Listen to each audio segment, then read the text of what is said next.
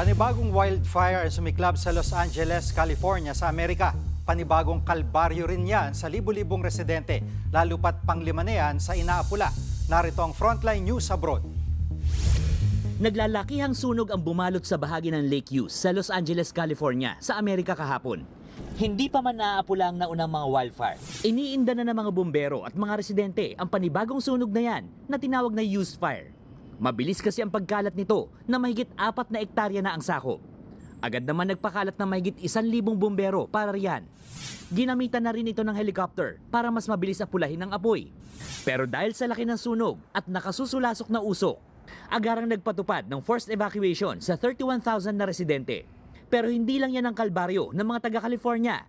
Dahil 16 na araw na nasusunog ang una at pinakamalaking wildfire, ang Palisades Fire. 70% na raw ang containment nito ayon sa California Department of Forestry and Fire Protection. At pahirapan pa rin ang pag-apula dahil sa hangin at panahon doon. Bukod sa Hughes at Palisades, 7 pa ang wildfire na patuloy na inaapula sa California. Ang Eaton, Fire Border 2, Laguna, Sepulveda, Clay, Gibel at Gilman Fire. 28 na ang nasawi dahil sa malawakang sunog. 16,000 na infrastruktura naman ang nasunog.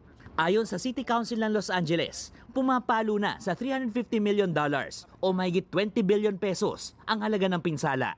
Nagbabalita mula sa Frontline, Gerard de la Peña, News 5. Mga kapatid, Jiggy Manikad po, iba na ang may alam at may pakialam sa panahon ngayon.